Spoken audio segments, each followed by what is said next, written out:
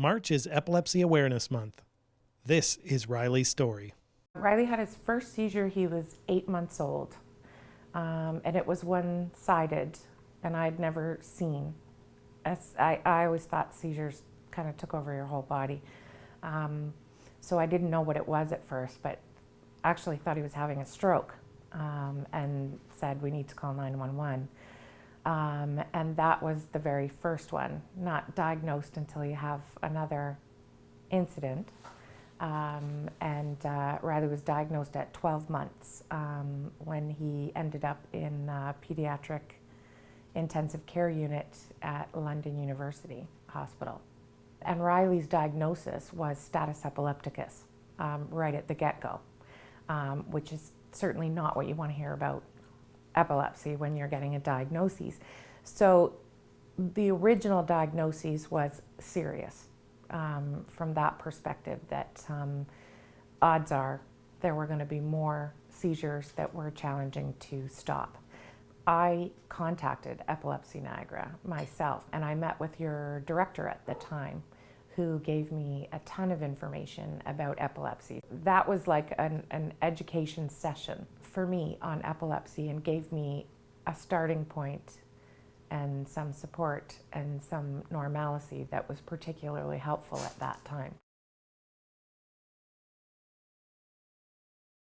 SUDEP is sudden unexplained death in epilepsy. It happens primarily to young men or older teenage males.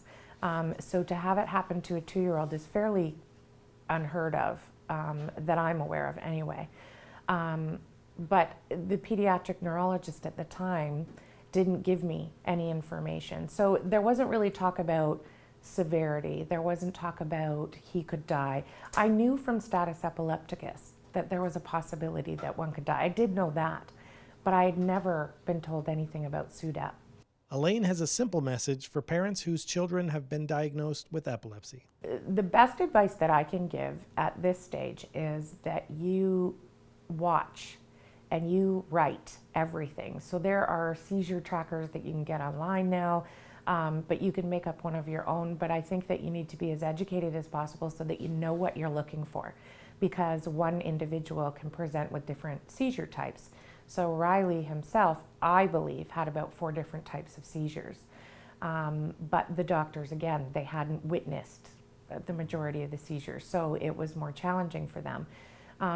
It sounds terrible, but when you can and you know your child or your loved one is in a safe place, it might be worthwhile to turn on your camera and to take some video of the seizure, so that way when you go into your next physician's appointment, you can say, this is how it presents. And I think that then they can see it, and we can make sure, because you want to make sure you have the right diagnoses. Anybody that's a caregiver, let's say, you want them to have some information so that they're aware of what to do, when to be concerned, when to call in, if you needed to call 911. But I think you should document everything so that there's opportunity there to determine what might be triggers, what might be lower the threshold for that particular individual, but so that you can get to the doctors the best information for the best diagnosis. It's not about let's make people frightened, it's about let's just make people educated, and then they feel like they can make some positive choices. If you'd like to learn more about epilepsy and the programs offered in the community, contact Epilepsy Niagara at 905-353-1096 or log on to our website at epilepsyniagara.org.